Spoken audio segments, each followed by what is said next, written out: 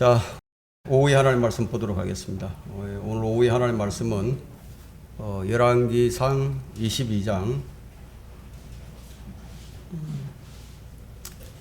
51절부터 열왕기하 1장 12절까지입니다. 버터를 읽도록 하겠습니다. 열왕기상 22장 51절부터 열왕기하 1장 12절까지입니다. 제가 읽겠습니다. 유다의 여호사밧 왕 제17년에 아합의 아들 아하시야가 사마리아에서 이스라엘을 치리하기 시작하여 2년간 이스라엘을 치리하였더라. 그가 주의 목전에서 악을 행하여 그의 아비의 길과 그의 어미의 길과 이스라엘로 범죄케 한 느밧의 아들 여로보암의 길로 행하며 바알을 섬기고 경배함으로 이스라엘의 주 하나님을 경노케 하였으니 그의 아비가 행한 모든 것대로였더라. 아합이 죽은 후 모압이 이스라엘을 대적하여 반역하였더라. 그때 아하시야가 사마리아에 있는 그의 다락방 난간에서 떨어져 병이 든지라. 그가 사자들을 보내며 말하기를 가서 에크론의 신 바알세붑에게 내가 이 병에서 회복되겠는가 물으라 하니라. 그러나 주의 전사가 티셉인 엘리야에게 말하기를 일어나 사마리아 왕의 사자들을 만나러 올라가서 그들에게 말하기를 이스라엘에 하나님이 없어서 너희가 에크론의 신 바알세붑에게 물으러 가느냐. 그러므로 주가 이같이 말하노라. 너는 네가 올라간 그 침상에서 내려오지 못하고 반드시 죽으리라 하라 하니 엘리야가 떠나리라. 그 사자들이 왕에게 돌아오니 왕이 그들에게 말하기를 어찌하여 너희가 지금 돌아오느냐 하니 그들이 왕에게 말하기를 어떤 사람이 우리를 만나러 올라와서 말하기를 가라 너희를 보낸 왕에게 돌아가서 전하라. 주가 이같이 말하노라. 이스라엘에 하나님이 없어서 네가 에크론의 신 바알세붑에게 물으러 보내느냐. 그러므로 너는 네가 올라간 그 침상에서 내려오지 못하고 반드시 죽으리라 하더이다 하더라. 왕이 그들에게 말하기를 너희를 만나러 올라와서 너희에게 이런 말을 한 그 사람의 모습이 어떠하더냐 하니 그들이 그에게 대답하기를 그는 털이 많은 사람이요 허리에는 가죽띠를 띠었더이다 하자 왕이 말하기를 그는 티셉인 엘리야니라 하더라. 그리고 왕이 50부장을 그의 50명과 함께 엘리야에게 보내니라. 그가 엘리야에게 올라가니 보라 엘리야가 산꼭대기에 앉아 있는지라. 그가 엘리야에게 말하기를 하나님의 사람이여 왕께서 내려오라고 말씀하셨나이다 하니 엘리야가 대답하여 50부장에게 말하기를 만일 내가 하나님의 사람이라면 하늘에서 불이 내려와 너와 너의 50명을 사르리라 하자 하늘에서 불이 내려와 그와 그의 50명을 사르더라. 왕이 또다시 다른 50부장을 그의 50명과 함께 보내니 그가 엘리야에게 대답하여 말하기를 오 하나님의 사람이여 왕께서 이같이 말씀하시기를 속히 내려오려 하셨나이다 하자 엘리야가 대답하여 그들에게 말하기를 만일 내가 하나님의 사람이라면 하늘에서 불이 내려와 너와 너의 50명을 사르리라 하니 하나님의 불이 하늘에서 내려와 그와 그의 50명을 사르더라. 오늘 오후의 설교 제목은 주 하나님을 경노케 하지 말라 하는 제목으로 말씀을 전하도록 하겠습니다. 저는 매 설교 때마다 이런 생각을 합니다. 만일 내가 하는 설교가 여러분들에게 듣기 좋은 설교가 된다면 나는 설교에 실패한 사람이라고 생각을 합니다. 루이 14세가 한 위근호 설교자에게 이런 말을 했습니다. 나는 지금까지 수많은 설교를 들어왔고 또 그 설교를 매우 기뻐했다. 그러나 이 당신의 설교를 들을 때마다 내 자신이 왜 그렇게 불쾌해졌는지도 모르겠다고 얘기를 했습니다. 밥 존스 시니어는요. 이렇게 말을 했습니다. 어떤 설교자가 당신을 비참하게 느끼게 하지 못한다면 그는 결코 좋은 설교자가 아니라고 했습니다. 아방은 지금 죽고 아방은 본문은 이제 아방은 죽고 또 그의 아들 아시야가 사마리아에서 이스라엘을 통치하는 것으로 열왕기상이 이제 끝이 났습니다. 그리고 열왕기하로 이어져서 열왕기하 1장까지 아시야의 행적이 기록이 되어 있습니다. 아시야는 그 아비의 그 자식이라는 말처럼 그의 아비 아합의 길을 그대로 답습을 합니다. 이것은 이제 아시야가 가정교육을 잘못 받은 거죠. 가정에서의 이 신앙교육이 얼마나 중요한 것인가를 잘 보여주는 예시가 될 수 있습니다. 아시야는 아버지 아합의 시대에 있었던 이 3년 반의 기근을 경험을 했습니다. 그리고 갈멜산에서의 대결, 이 바알 선지자들이 모두 죽임을 당하고 그 신이 또 얼마나 무능한 우상인가를 밝혀졌음에도 불구하고 그는 바알 종교를 포기하지 않습니다. 뿐만 아니라 자기 아버지가 주의 말씀에 불순종해서 아주 비참한 세월을 맞이했음을 보고도 그의 마음은 경고를 받지 못했습니다. 세상은 이런 완악하고 회개하지 않는 마음을 가리켜서 화인맞은 양심이라고 얘기합니다. 자, 이런 사람들이 의외로 참 많이 있습니다. 죄에 대해서는 자각이 없어요. 죄에 대한 심판이 두렵지도 않아요. 같은 죄를 계속해서 반복해지더라도 양심에 깊은 고통과 부담이 느껴지지도 않습니다. 자, 이런 사람이 양심이 화인맞은 사람입니다. 주님 앞에서 죄를 회개하고 말씀의 물로 깨끗이 씻어내는 작업이 없다면 이것은 더러운 옷을 빨지 않고 몸을 씻지 않는 것처럼 그의 양심은 그 기능을 잃고 말 것입니다. 성경은 아시아가 어떤 죄를 지었는지 좀 비교적 좀 소상하게 한 사건만을 중심으로 그의 인생 전체를 아주 간략하게 기록해서 보여주고 있습니다. 자, 이런 기록을 통해서 주님께서는 이 사람의 인생관, 이 사람의 삶의 행로를 보시는 분임을 우리는 분명히 알 수가 있습니다. 자, 이런 기록들을 주신 것은 이것을 통해서 배우라는 거예요. 그런데 인간은 이 역사를 통해서 뭔가 좀 개선되어지고 새로워질 것 같은데도 전혀 그렇지가 못합니다. 그래서 무엇을 말해주냐면 그만큼 인간의 심성이 악하다는 것을 입증해 주는 것이라고도 볼 수 있습니다. 열왕기상 22장 52절을 보게 되면 아시아가 지금 세 길로 갑니다. 세 길. 그의 아비의 길과 그의 어미의 길과 배교의 길을 닦아놓은 여로보암의 길을 거침없이 내달리는 거죠. 그렇다면 그도 그들이 간 종착역에 도달하고 말 것입니다. 아합의 길을 걷게 되면 아합이 간 곳으로 가고요. 주의 길을 걷게 되면 주님 계신 그곳으로 가는 거예요. 나는 지금 누구의 길을 걷고 있는가? 죄의 길은 아무리 멀고 험난해도 결코 멀고 험하게 느껴지지가 않습니다. 그만큼 우리 육신이 죄에 익숙하고 죄에 길들여져 있기 때문입니다. 반면에 의의 길은요, 힘들고 어려워 보여요. 근데 막상 그 길에 순종을 해보면은, 믿음으로 순종을 해보면 그 길보다 쉽고 평안한 길이 없다는 것을 알게 됩니다. 어떤 사람은 며칠간 밤을 새우며 도박을 하고, 또 어떤 사람들은 밤새도록 술을 마시고 또 쾌락을 즐기다가 재산을 다 탕진하고 몸이 망가져도 그들은 또 그 짓을 반복합니다. 그 죄의 욕망은 꺼지지 않는 불길입니다.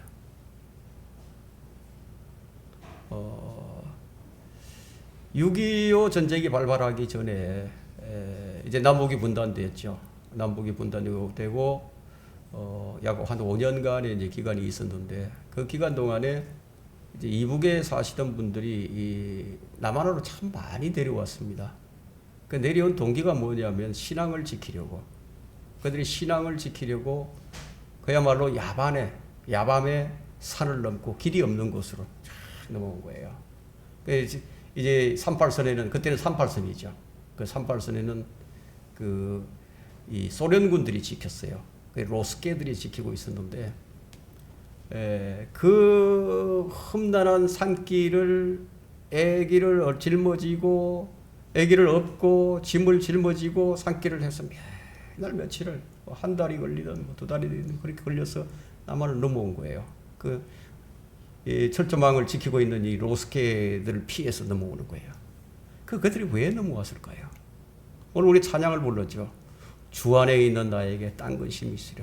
주를 섬기기 위해서 그들은 모든 것을 버려두고 주를 섬기겠다는 것, 주님께 영광을 돌리겠다는 그런 일념 그 하나로 넘어온 거예요. 그 북한에서 내려와서 남한에서 신앙생활을 하던 그 사람들. 참 대단한 믿음이었죠. 대단한 믿음이었습니다. 참 그런 믿음을 지금 찾아보기가 어렵습니다. 저는 이제 그런 얘기를 참 많이 들었습니다. 제 부모님이 그랬으니까요. 그래서 우리 사촌 형들이나 이런 사람들이 같이 내려오면서 그런 얘기를 좀 많이 듣고 그렇게 자랐는데요. 무엇이 그들로 하여금 그렇게 하게 만들었을까요? 무엇이 그들로 하여금 그 험난한 길을 넘어와서 여기 연고도 없고 아무것도 없는 데서 애기들을 주렁주렁 달고 내려와서 어떻게 살았을까요? 그런 가운데서도 땅 근심이 서랴 이런 찬양을 부르면서 그때 제가 어렸을 때는 이 찬양을 참 많이 불렀습니다. 주 안에 있는 나에게 땅 근심이 있으랴.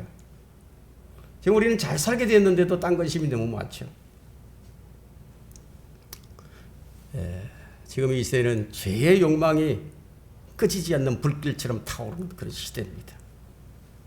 육신이 좀 강한 사람은 좀 막상 성경을 좀 읽으려고 하면 왜 그렇게나 졸리는지 갑자기 온몸이 그냥 피곤해져 오는 거예요.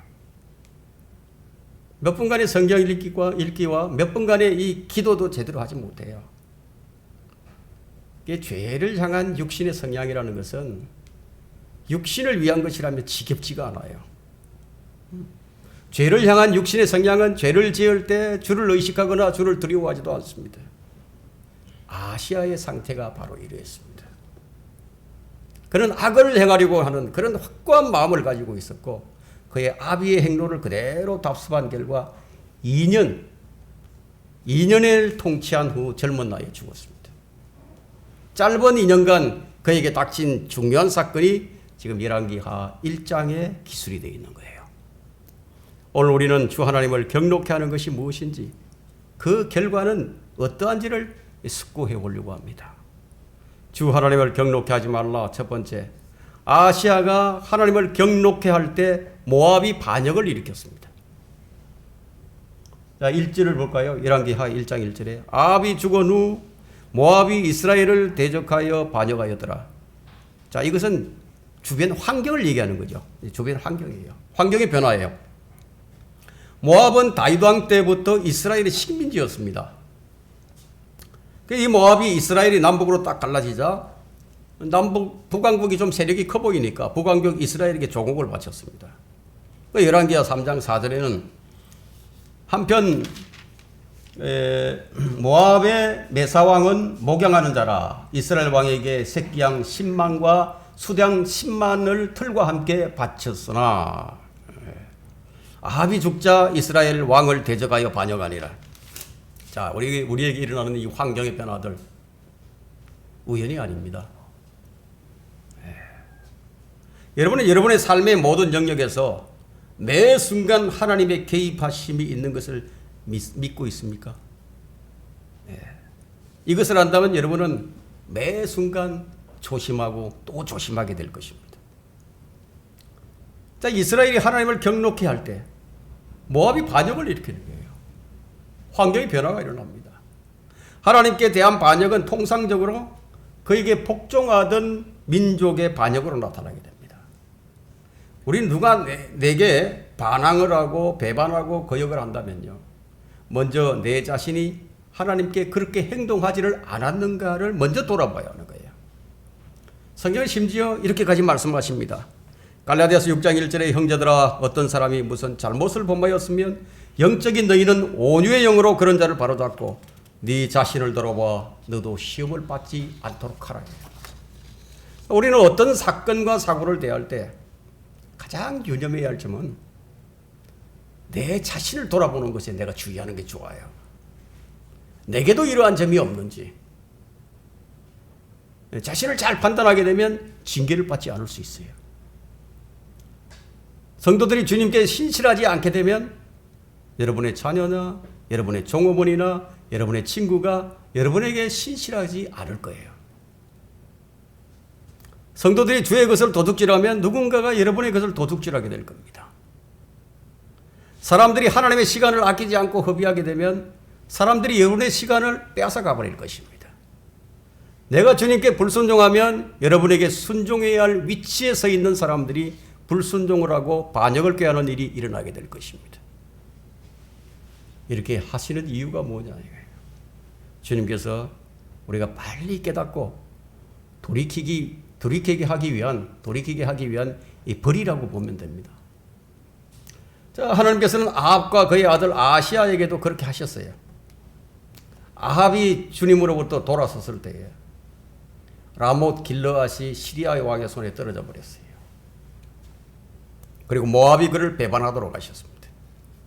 우리는 여기서 하나님께서 한 나라를 어떻게 다루어 가시며 한 가정과 개인을 어떻게 다루시는지 여기서 알 수 있는 거예요.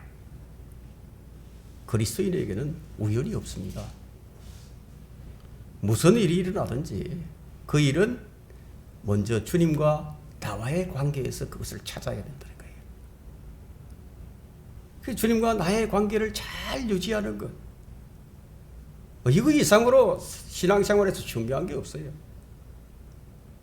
모압이 반역한 원인이 모압에게 있는 것이 아니라는 거예요. 예? 아시아가 바알을 섬기고 이스라엘의 주 하나님을 경록해 했기 때문에 이런 일이 일어난 거예요. 이게 무엇을 의미하는가 하면요. 주의 백성이, 하나님의 백성이 다른 신을 섬기게 될 때 하나님께서 질투하시는 거예요. 주님은 자신의 영광과 명예를 매우 소중하게 여기시는 분입니다.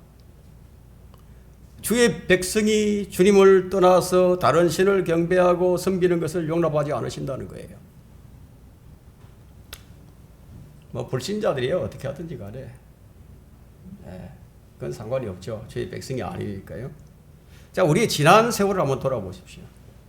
우리 지난 세월을 한번 돌아본다면 우리가 과연 두 마음을 품지 아니하고 정말 단일한 마음으로 주 하나님을 올바로 섬겼다고 장담할 수 있는가 하는 거예요. 우리 한국 교회를 보면 알아요. 이 한국 교회를 한번 보세요. 대부분의 교회들이 복음에서 돌아서서 다른 복음을 전하고 있죠. 성경의 하나님이 아닌 다른 신들을 하나님인 것처럼 설교하고 가르친다 이거예요.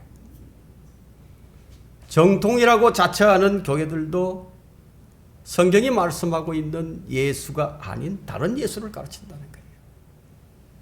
십자가의 복음, 부활의 증인들은 다 어디로선가 사라져버리고 축복의 증인들만이 교회를 가득 메꾸고 있어요.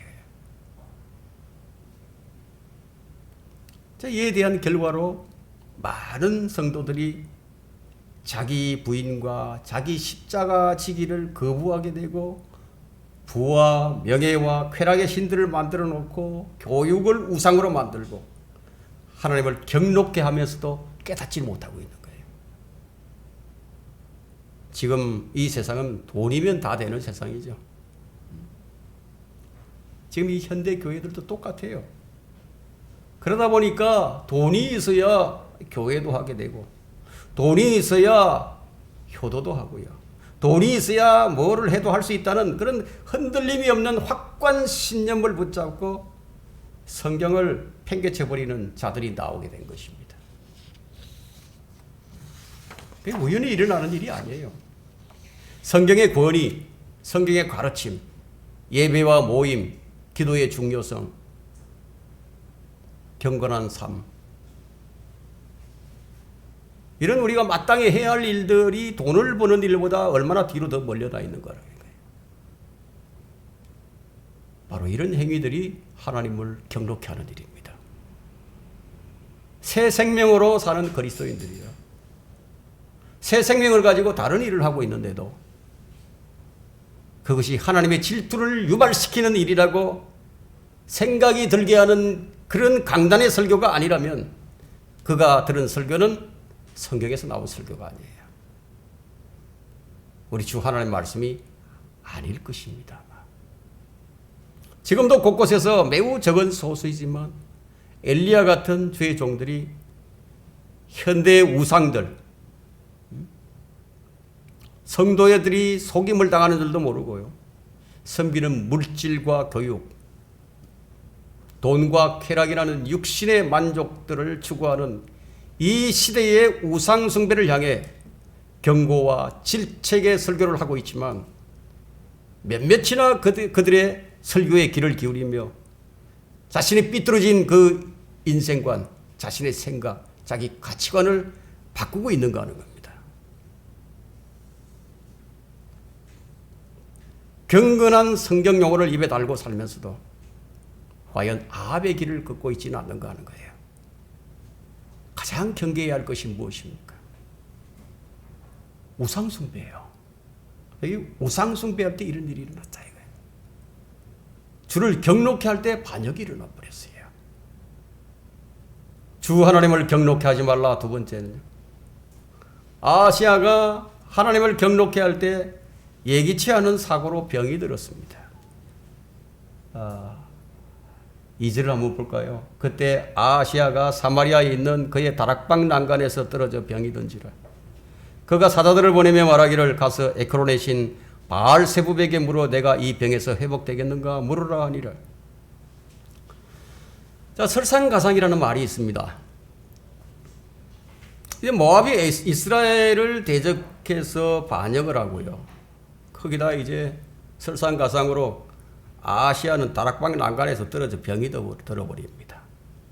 재앙은 연속적으로 또 일어날 수 있는 법이에요. 모압의 배반으로 나라가 좀 어려워진 동시에 왕은 또 떠나지 않는 사고로 중상을 입게 됩니다. 그런데 아합의 행태는 어떤 행태인지 아십니까? 모압의 반역에 대해서 하나님의 손길을 의식하거나 주의 뜻을 구하거나 자신을 돌아보는 행동을 전혀 보이지 않았습니다. 그에게는 모든 일들이 그냥 우연으로 보였겠죠. 그래서 주의 백성들에게는 우연이 없어요. 모압이 반역을 했을 때 아시아가 했어야 할 일이 뭐냐? 주를 찾는 일이었죠. 무엇이 주 하나님을 불쾌하게 만들었는지, 왜 이런 일들이 임하게 되었는지 살펴보아야 했는데 아시아는 영적으로 패배했을 뿐만 아니라 육신적으로도 패배해버렸어요. 지금 자기 다락방에 난간에서 떨어진 일은요, 한편으로는 좀 불행한 일이지만 우리가 돌이켜 생각해 보면 우리 인생에 대해서 깊이 성찰할 수 있는 좋은 기회가 주어진 것이에요. 병상에 누워있는 시간은요, 자신과 하나님을 생각할 수 있는 가장 좋은 시간이에요. 타락한 성도가 사고로 인해서 몇 달간 이 병상 신세를 짐으로써 생각하게 되는 것이 무엇입니까? 지나온 길들을 생각하게 되죠. 그리고 마음이 새롭게 되는 일들이 얼마나 많은지 한번 보세요. 그런 일들을 통해서 자기 마음이 새롭게 된다. 생각이 새롭게 변한다고 해요. 그러나 아시아는 다락방에서 떨어져 병상에 누워 있으면서도 전혀 그런 기회를 갖지 못했습니다. 때로는 하나님께서 자녀들에게 질병을 주심으로써 또 이와 같은 사고를 통해서 자신을 돌아볼 수 있는 기회를 갖게 만드실 때가 참 많이 있습니다. 생명까지는 아니더라도 이 팔이나 다리가 부러지던가, 저도 이 팔이 부러진 적이 있어요. 계단에서 붕 떨어졌습니다. 붕 떠서 떨어졌어요. 팔로 하나 딱 짚었죠. 이 팔이 부러져 버렸습니다. 다리가 부러진다거나 교통사고를 통해서 병원에 들어눕게 하심으로써 나를 돌아볼 기회를 주시는 거예요. 때로는 시한부 인생이란 극적인 선고를 통해서, 암이나 다른 불치병을 통해서 이 목전에 죽음을 두심으로써 삶과 죽음, 하나님을 생각할 수 있도록 하시는 거예요. 이것은 징계인 동시에 하나님의 크나큰 은혜라고 말하지 않을 수가 없습니다. 때로는 성도들이 자신을 돌아보는 일에 너무나 게으른 나머지 주님의 오심이나 또 자신의 죽음에 대해서 조금도 생각하지 않은 채 그냥 살아갑니다. 내일 죽을지 아니면 모레 죽을지 1년 후에 죽을지 아무도 모른다는 사실을 잘 알면서도 자신은 그런 경우의 수에서 완전히 제외시켜버려요. 그래도 뭐 7, 80년은 무난히 살아갈 것처럼 정신없이 살아갑니다. 그런데 실상은 우리가 어디를 가든지 우리는 죽음으로부터 한 발자국 안에 있어요. 우리가 집에 있다고 해서 안전한 것이 아닙니다. 돌이킴이 없는 사람들은요, 죄의 무거운 짐을 지고 신음을 하면서 결국은 격자처럼 그 무게를 이기지 못해서 부러지고 가라앉을 수도 있는 거예요. 하나님을 경롭게 한 사람은 결코 안전을 보장받을 수가 없습니다. 자신의 평안을 위해서 하나님의 말씀을 찾지 않는 자는요, 그가 원치 않을 때 원하지 않는 것들이 두려움으로 다가올 날들이 있다는 거예요. 자, 이런 것들을 우리에게 보여주십니다. 지금 성경을 통해서. 참된 믿음은 언제 드러나게 되는가? 그걸 아십니까? 참된 믿음. 참된 믿음은 위기의 때 드러납니다. 위기 때. 뭐 모든 일이 잘 되고 평안할 때는 그 믿음을 잘 알 수가 없어요.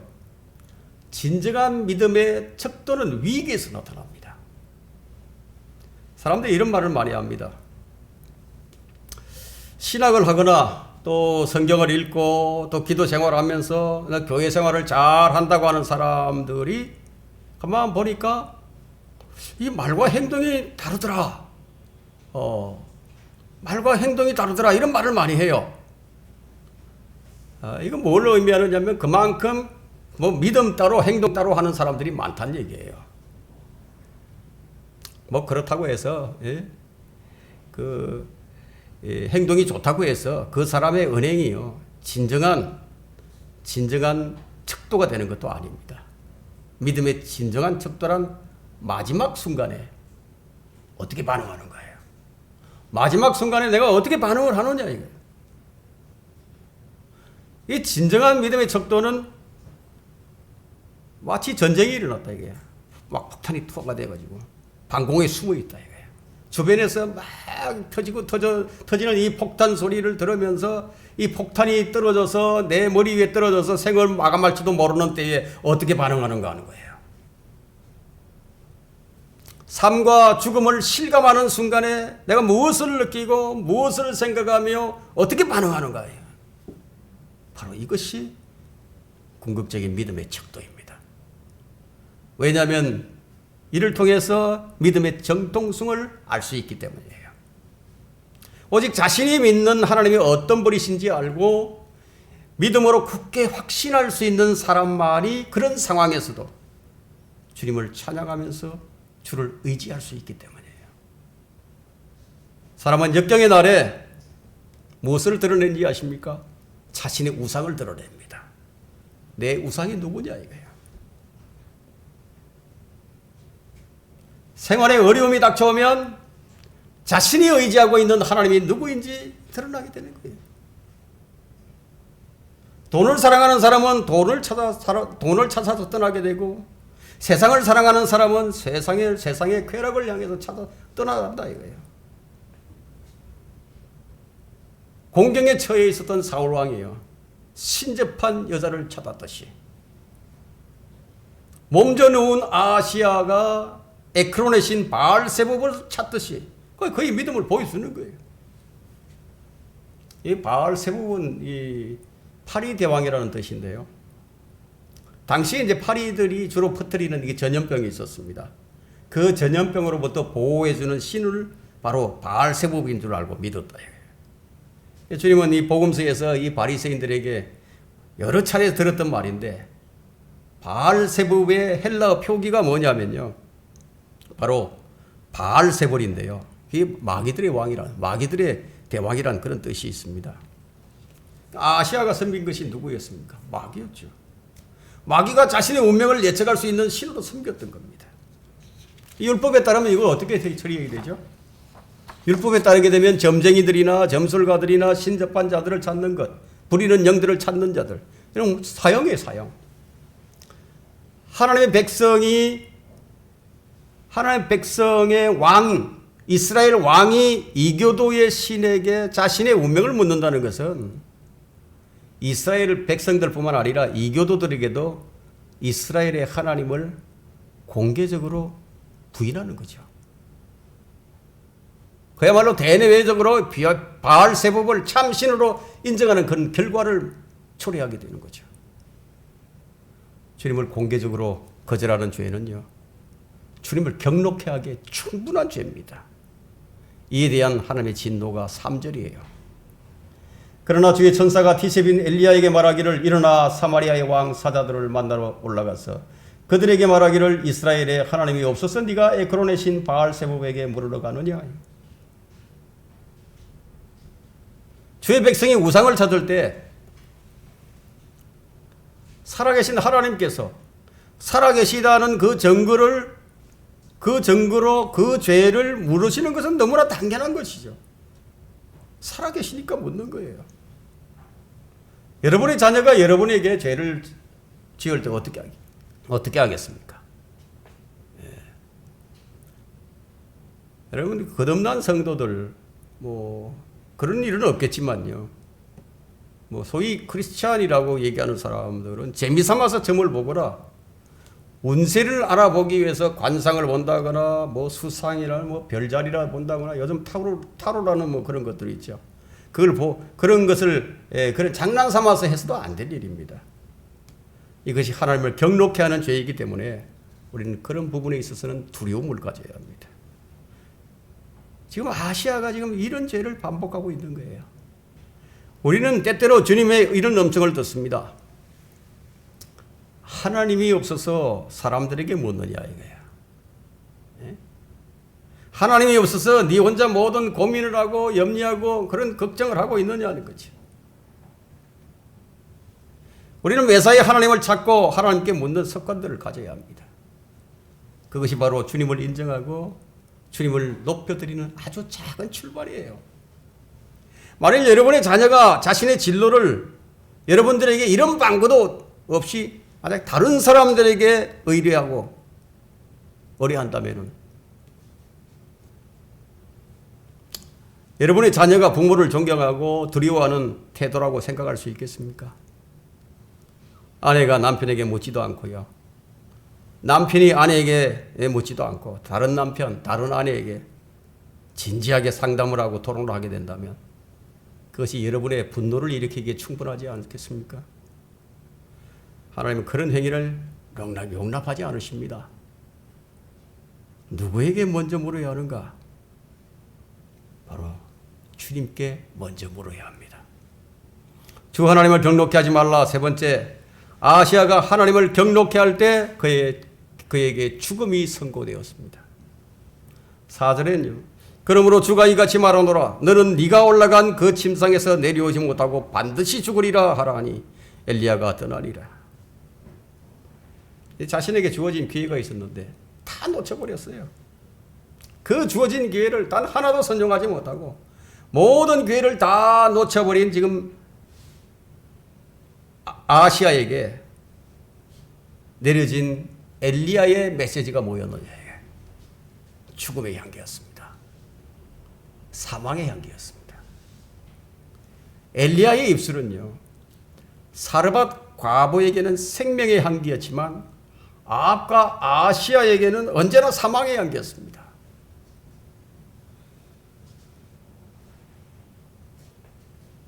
이처럼 주의 말씀을 맡은 사역자들의 그 입에는 언제나 저주와 축복이 담겨 있습니다. 주님께서 하신 말씀에는 복과 화에 대한 그런 말씀이 거의 비슷한 비율로 언급되어 있습니다. 그리스도인은 개인적으로 누구를 저주해서는 안 되지만요, 이 시대의 죄악과 세상의 조류에 대해서는 주의 심판을 엄중히 선포할 의무가 주어져 있습니다. 왕의 사자들은 갑작스런 엘리야의 등장, 그의 입에서 나오는 무서운 경고로 인해서 가던 길을 멈추었습니다. 즉시 왕궁으로 발길을 돌렸죠. 이 왕의 사자들은 엘리야의 말을 무시하거나 흘려듣지 않았습니다. 엘리야는 왕의 사자들에게 주의 말씀을 전해주고는 산으로 올라가 버렸습니다. 이것은 무엇을 의미하느냐면 참된 선지자들은요, 주의 말씀 외에는 어떤 다른 말을 섞지 않아요. 참된 사역자는 언제나 자신의 임무에 충실할 뿐 어떤 다른 일에 가담을 한다거나 연루되지 않아요. 새 하나님과의 일상적인 교제는 너무너무 중요하기 때문이에요. 주님께서도 하루의 사역을 다 마치신 후에는 언제나 혼자 조용히 무리들과 떨어져서 그렇게 계셨어요. 무엇을 위해서? 주님과의 은밀한 시간을 갖기 위해서였어요. 시편 91편 1절에는요. 지극히 높으신 분의 은밀한 곳에 거하는 자는 전능하신 분의 그늘 아래 살리로다 했습니다. 그렇게 사는 거예요. 주님과의 긴밀한 교제. 그 어떤 것보다도 중요하니까 이것이. 자, 5절과 6절을 봅니다. 그 사자들이 왕에게 돌아오니 왕이 그들에게 말하기를 어찌하여 너희가 지금 돌아왔느냐 하니 그들이 왕에게 말하기를 어떤 사람이 우리를 만나러 올라와서 말하기를 가라. 너희를 보낸 왕에게로 돌아가서 전하라. 이스라엘에 하나님이 없어서 네가 에크론의 신 바알세불에게 물으려고 보내느냐. 그러므로 너는 네가 올라간 그 침상에서 내려오지 못하고 반드시 죽으리라 하더이다. 사자들이 돌아올 시간이 아닌데 갑작스럽게 돌아오니까 이 왕이 얼마나 놀랬겠습니까? 얼마나 궁금했겠습니까? 감히 왕의 명령인데 이렇게 빨리 돌아와? 이 왕의 사자들이 이제 어떤 사람이 우리를 만나러 올라와서 말하기를 라고 이게 전한 것으로 볼 때 이들은 지금 엘리야가 누구인지 잘 몰랐음에 틀림없습니다. 그들은 왕에게 좋지 못한 소식을 전하는 것이 왕의 기분을 상하게 만드는 것인 줄 알고 있었지만 엘리야가 한 말 그대로 가감없이 전했습니다. 그래도 그들은 최소한 오늘날의 강단에서 회중들의 기분을 상하게 할까봐 속물 같은 설교를 하고 해대는 이런 목사들보다는 100배 이상 훌륭한 자들입니다. 솔직히 이런 말을 왕에게 그대로 전하는 것은 쉽지 않은 일이에요. 그들은 왕의 명령보다도 만왕의 왕이신 주 하나님의 종 엘리야의 말에 더 순종했습니다. 때로는 거듭나지 못한 세상 사람들이요. 거듭난 성도들보다 심판의 경고에 더 두려워하고 떨기도 하는 모습을 볼 수도 있어요. 히스기야는 이사야를 통해서 죽음에 대해 자신의 죽음에 대해서 들었을 때 그는 통곡을 하며 울었죠. 통곡을 하며 울었습니다. 아합조차도 죽음의 선고 앞에서는 잠시나마 그래도 겸손한 척 행하기도 했었습니다. 아시아는 전혀 그런 게 안 보이는 거예요. 7절을 다시 봅니다. 7절에 왕이 그들에게 말하기를 너희를 만나러 올라와서 너희에게 이런 말을 한 그 사람의 모습이 어떠하더냐 하니 이 아시아는 그의 말을 듣자마자 그들의 말을 듣자마자 그 말씀이 주님께로부터 온 것이라는 사실을 직감할 수 있었습니다. 왕은 즉시 말한 그 사람의 외모와 생김새에 대해서 물었던 거예요. 외모가 어떻더냐 이거야. 옷차림은 어떻더냐 이거야. 말투는 어떻더냐 이거. 어디서 온 사람이더냐 이거. 자, 이런 것들은 사실 오늘날에도 마찬가지죠. 그건 뭐 아시아의 관심뿐만 아니라 오늘날 교인들이 주로 따지는 주요 관심사입니다. 오늘날 교회들이 그렇게 따진다 이거예요. 누가 오면은요. 타락한 본성에 속한 사람들은요.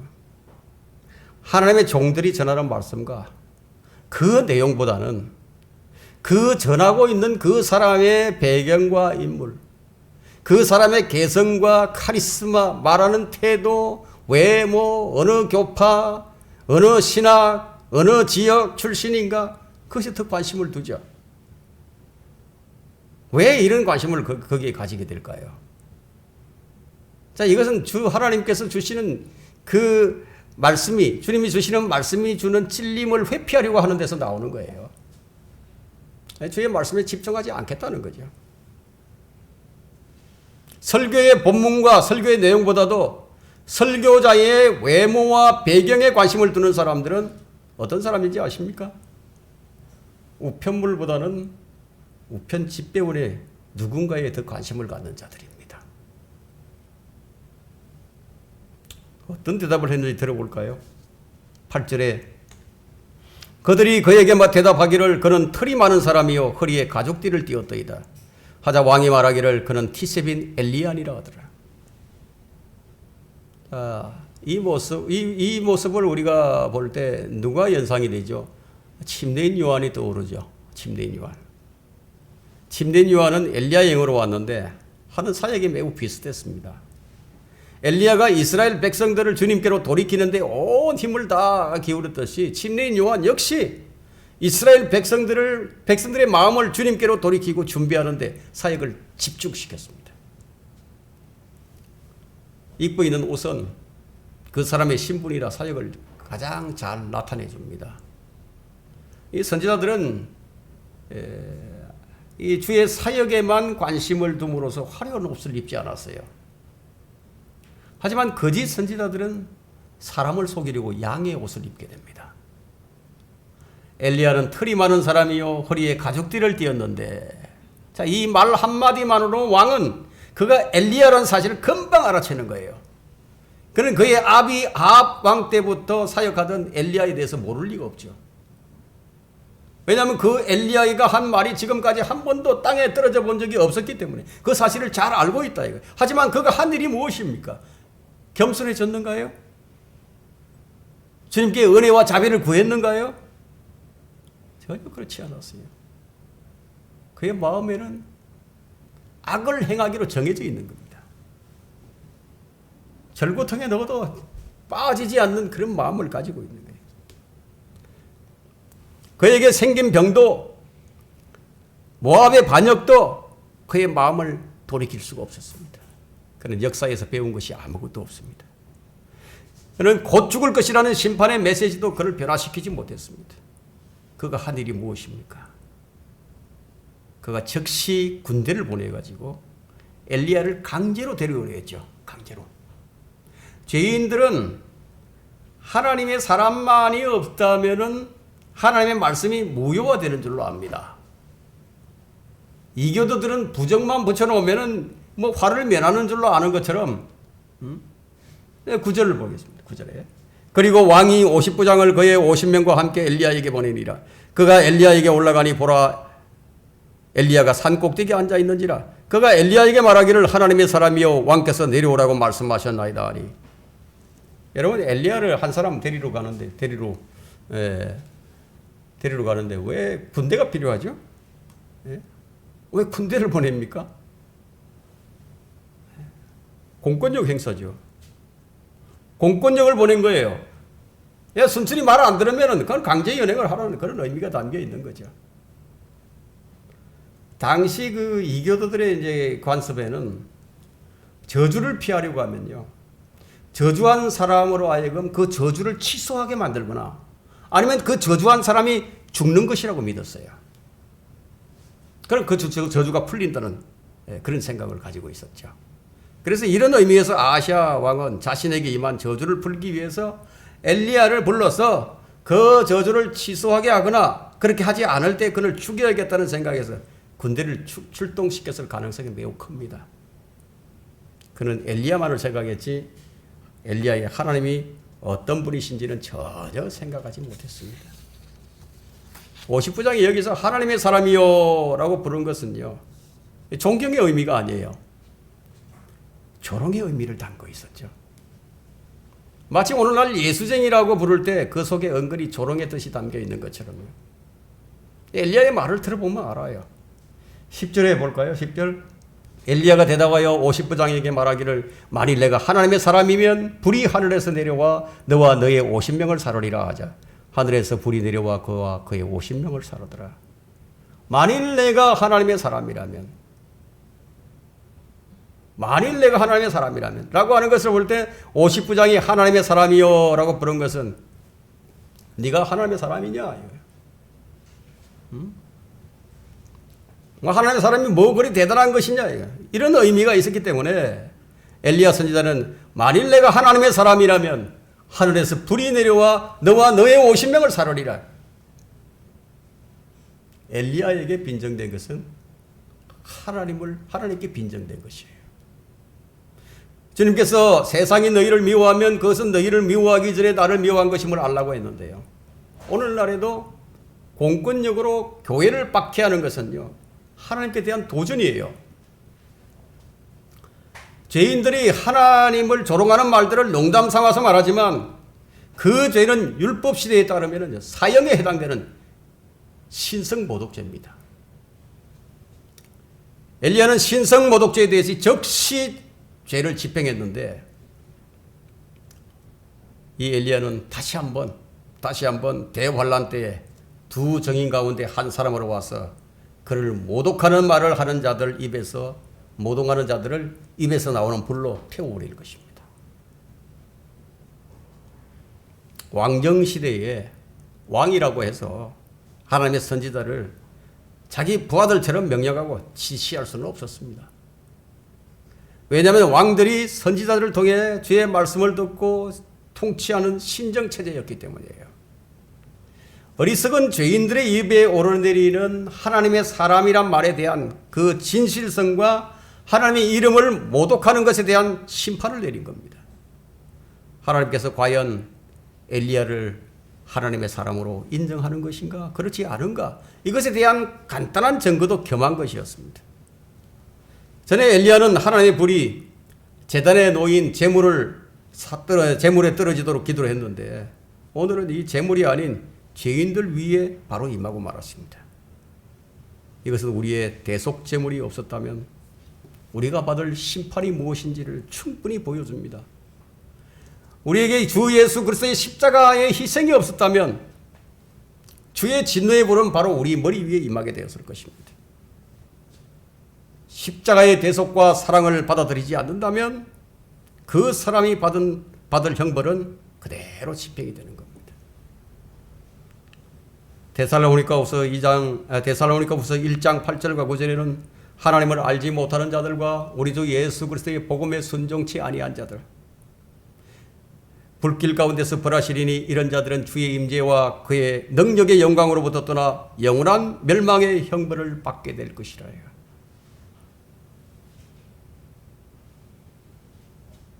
이런 심판이 믿지 않는 자들 우리에 있다 이거예요. 아시아는요, 다시 또 50부장을 또 보내놓습니다. 상식적으로 생각할 때, 자, 이런 일을 당하고도 정신을 못 차릴 사람이 있을까 생각되지만요, 이 타락한 사람의 마음은요, 더욱 완악해져만 갑니다. 내성이 생긴 몸에는 백약이 무효예요. 죄와 탐욕으로 마음이 단련된 악인들에게는요, 주의 징계와 심판이 더 이상 그들의 마음을 움직이지를 못합니다. 아시아는 생명의 소중함을 전혀 모르는 군주였습니다. 그는 군주로서의 자격이 없는 사람이었어요. 이런 사람이 군주로 통치하는 나라는 그냥 망하게 되어 있는 거예요. 베네수엘라를 보세요. 저는 이 나라가 그렇게 가지 않을까, 그게 두렵습니다. 가고 있는 중이에요, 지금. 11절을 한번 보십시오. 왕이 또다시 다른 50부장을 그의 50명과 함께 보내니 그가 엘리야에게 대답하여 말하기를, 오 하나님의 사람이여, 왕께서 이같이 말씀하시기를 속히 내려오려 하셨나이다. 두 번째 50부장도 처음 50부장과 다를 바가 없었어요.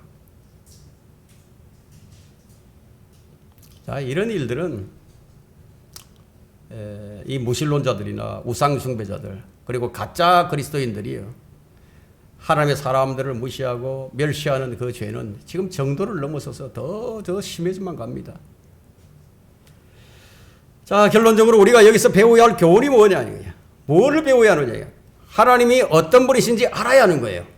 하나님이 얼마나 두려운 분이신가를 알아야 한다는 겁니다.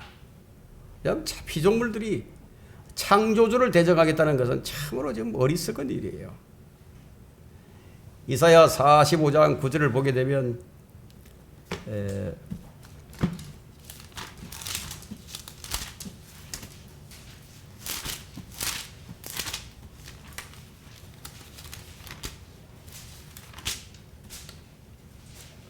자기를 지으신 분과 싸우는 자에게 화 있으리라. 땅에 질그릇들과 싸우게 하라. 진흙이 만든 자에게 네가 무엇을 만드느냐 말할 수 있으며 또 너의 작품이 그의 손은 없다 할 수 있겠느냐. 이게. 자기를 지으신 분과 싸우는 자에게 화 있으리라. 그러나 은혜를 구하는 자에게는 그렇지가 않습니다. 은혜를 구하는 세 번째 번영을 받은 다른 50부장은요. 은혜를 입었습니다. 엘리야는 오만하고 불순한 죄인들을 소멸시킬 불을 하늘에서 불러냈죠. 그러나 또 겸손하고 자비를 구하는 자에게는 생명을 보존하는 은혜를 베풀었습니다. 지금 엘리야가 지금 자신을 지키기 위해서가 아니라 지금 자신의 사명을 입증하고 불의하고 사악한 사람들에 대해 하늘로부터 오는 하나님의 진노를 드러내기 위함이었어요. 자신을 단순하게 지키고자 하는 그런 의도에서 한 것이 아니었습니다. 하지만 우리 구주 예수 그리스도께서는요. 제자들이 사마리아인들을 불사르기를 원했을 때 그렇게 하는 것을 허락치가 않으셨어요.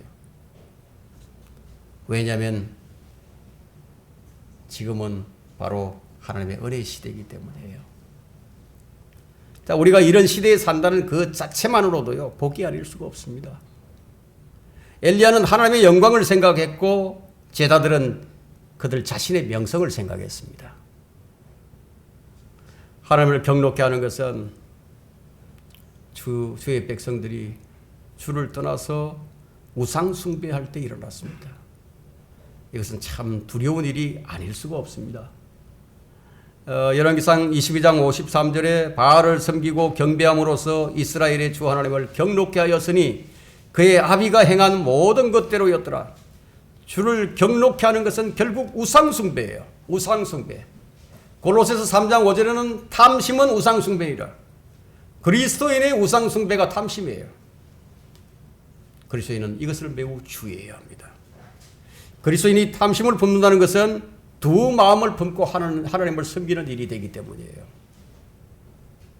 하나님의 사람에게는 이런 이율배반적인 모습이 어울리지 않습니다. 아시아의 모습은 이교도들에게나 어울리는 모습이지 우리 그리스도인들에게는 정말 어울리지 않는 모습이에요. 우리는 어떤 경우에도 하나님을 경록케 하는 일이 그 경록케 하는 일을 우리가 하지 않아야 할 것입니다. 이것이 우리에게 주는 교훈입니다.